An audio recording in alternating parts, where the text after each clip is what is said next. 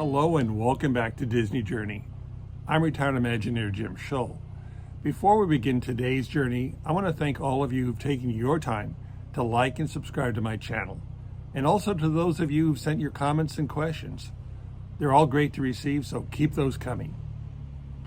On today's journey, we're going to be talking about a very famous attraction at Disneyland, part of its DNA, which of course is, well, Swiss Family Robinson Treehouse, which is in 5 of the 6 castle parks worldwide. We have a lot to talk about, so let's get started. Visitors and guests to Disneyland in Anaheim, well, they instantly recognize the iconic nature of the treehouse in Adventureland. This is a fantasy construction of Disney rhododendron, which is unique, or at least it was, when it first opened on November the 18th, 1962. The treehouse, especially at night, is an extraordinary place to visit. It's really hard to believe that, well, you're not that far away from downtown Disney. Also, if you look closely, you'll see the front door and the nameplate for the Little Man of Disneyland, a leprechaun. The Little Man is so popular, he even has his own golden book. He's one of the things that makes Disneyland in Anaheim so very special. For 10 years, guests to Disneyland would walk down Main Street, USA, and then make a left through the gate into Adventureland. I myself made this trip many, many times. And, these are some happy, happy memories. Before the treehouse, the Jungle Cruise was the star of Adventureland. Oh, I almost forgot the duck. It's hard to believe, but once upon a time, Disneyland had a lot of vacant land. And that is where this new attraction would go. Then as now, guests can still visit the Adventureland Bazaar, but not the pavilion. I mean, 65 cents for a French dip sandwich, probably can't make money off of that. To sell another ticket, Adventureland needed a new attraction. Disney's success of the Swiss Family Robinson film, it provided the story that was perfect for Adventureland. A massive tree set in a tropical forest, a place for guests to visit, and also to explore. Even though Disneyland now had the perfect attraction idea, they simply didn't have time to grow this tree. No, this tree would have to be built and not grown. And construction began. And the leaves went on, and soon so did the flag. The Swiss flag flew proudly over Adventureland. And as soon as the marketing started, Disneyland realized that they had a hit on their hands. The treehouse was a success, an icon, and a driver of attendance. Everybody wanted to come to see the Swiss Family Robinson treehouse. All of the components together made the Disneyland version of the treehouse an icon. But it wasn't to be the last. Following on the success of the Disneyland version of the treehouse, it was decided the second one would be built in Florida at Disney World in the Magic Kingdom. However, this version was going to be different from the original. The Florida version of the treehouse that was located in Adventureland would be on its own island, just like the treehouse in the film was. It was pretty spectacular. And it was on an island for a reason, which we'll get to in a minute. It's right in the middle of Adventureland, and it's totally iconic, just as much so as Anaheim's version. The amazing thing about it is you reach it by walking across a bridge. And if you're lucky and you time it right as you walk across the bridge, once upon a time you'd see these. The swan boats, well, they circled that little island on which the treehouse was located, but they departed from the hub, from this depot, and they'd go around the hub with a little leg, taking them deep inside of Adventureland. However, the story wasn't done because now the treehouse was going to Paris.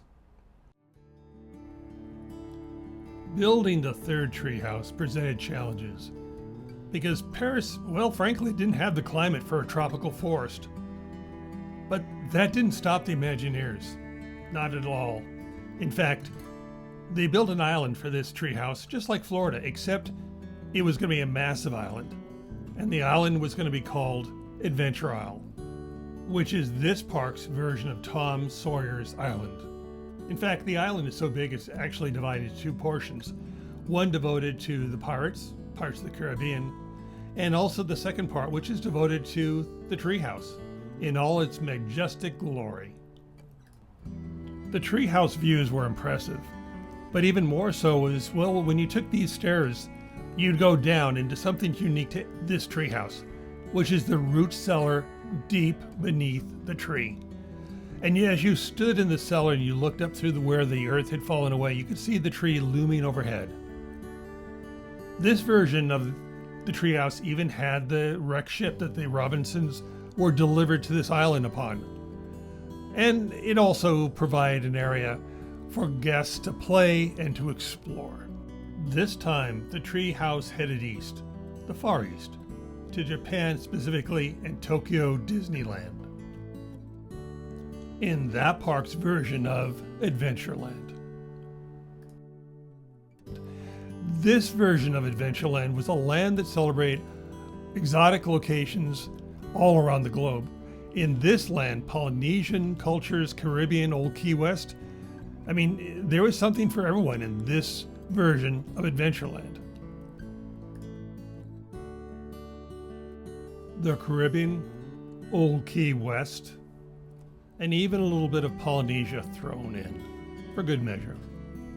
But what I never quite understood is, how did Stitch find his way into this? What also makes the Tokyo version unique is that it's right there on the park hub. It's not even making a pretense of being buried deep in the land as the other ones are. No, this is right off the hub. And it's good in its location. It forms a barrier between Adventureland and the rest of the world. However, its location is such that when you're up in the tree, you do get some spectacular views of Frontierland, the castle, Tomorrowland, basically the entire park. Lush green and water surround the treehouse, making it hard to believe that this is actually all reclaimed seabed, as Tokyo Disneyland was once, that land you're walking on was once the bottom of Tokyo Bay. But today it's the home of the Swiss Family Robinson Treehouse, in probably its most pure form, celebrating the stories of the family who survived a shipwreck to make their home in a banyan tree. Although I don't think they meant to have views of Monsters Inc., Star Tours, and the castle. Maybe that was a chapter in the book I missed. The last of the tree houses was built in Hong Kong Disneyland, and it was located once again in Adventureland as an opening day attraction for that park. The tree house is located on its own island, around which the Jungle Cruise boats circle. It's an iconic weenie for that park. Reaching Hong Kong Disneyland is, it's really easy using the metro system. Taking the train from the city and changing trains in the Sunny Bay station, you find that there's a really easy direct line to Hong Kong Disneyland. The trains feature some windows that are oddly familiar, but eventually you're delivered here to the Hong Kong Disneyland train station. And it's just a short walk to the Esplanade that delivers you to the gateway. Now, it's hot there, but you are in Disneyland, so it's all good. The version of the treehouse that opened in Hong Kong was Tarzan's treehouse. And as I said, it was an opening day attraction in their Adventureland, which is set in a very tropical environment in the South China Sea. And it's beautiful, really dense, lovely forest, trees you can't imagine in living in California, which is its desert climate, water everywhere, It's dense and it's isolated. Very romantic and very fantasy based. Hong Kong's version of the Jungle Cruise circles the treehouse, but be careful when you board to get on a ship whose guide speaks your language. Sure to startle any first-time rider on the Jungle Cruise in Hong Kong is that when the boat leaves the station, the depot, it opens up the motor and it roars. It moves several times the speed of any Jungle Cruise in any other Disney park. Plus, the river itself is incredibly wide in parts. And there's a lot of river traffic because, as I said, the only way to get to the Tarzan's Treehouse Island is on the raft. Once there, you walk through caves with waterfall and dense undergrowth, and it's hard to distinguish what's real and what's not. Like this little guy, right there in the queue. Cute. Or this guy, he's having a bad day. But anyway, here you are at Tarzan's Treehouse, and you begin your slow, steady climb. But not before first stopping to look at these beautiful, wonderful props. And then you stare up, looking at Tarzan's Treehouse, and you begin your climb. Up and up and up. Very familiar if you remember the one in Anaheim. And if you remember Anaheim, you'll remember these characters. But there's also a lot of walkways, suspension bridges and bridges that give you all these gorgeous views across Lantau Island, which is where Hong Kong Disneyland is located. You have the mountains in the distance, geysers in the foreground, and way down there is the Jungle Cruise and the rafts.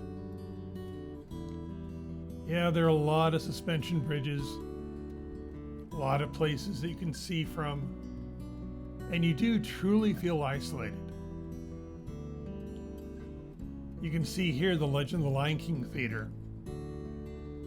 And on a really good day, you can even see the city of Hong Kong. Hong Kong Disneyland may be the smallest of the castle parks, but it's among the most dense, and it's a great place to go. But we're not done, because there's one more chapter to tell. What had been the Swiss Family Treehouse and then the Tarzan Treehouse in Anaheim, Disneyland announced it was going to change once again.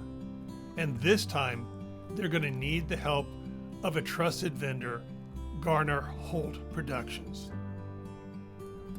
Garner Holt Production has done many projects for the Walt Disney Company and WDI. Today, they're located deep in San Bernardino County, probably closer to Palm Springs than they are to Anaheim. But it's a great facility with wonderful people who are very talented in creating show props, animatronic figures, show action equipment, and so many other things. They inherited a lot of the tools that WDI used to have over in Mapo next to the Burbank Airport, where the tradition continues and beautiful, magical things are built. I think it goes without saying that really, if you think of Disneyland, you think of the treehouse in all of its various forms.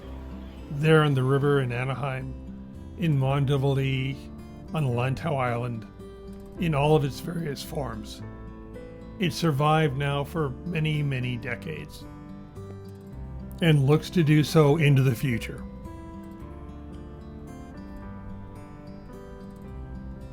You know, I think Walt would be pleased. Walt's ideas taking root in Disneylands around the world. And with that, I bring this episode of Disney Journey to a close. But I'll be back real soon with new stories to share. In the meanwhile, be sure to hit the little bell icon on your screen, the one that tells you when the next episode is released. For now, until the next time, it's goodbye from Lost Canyon.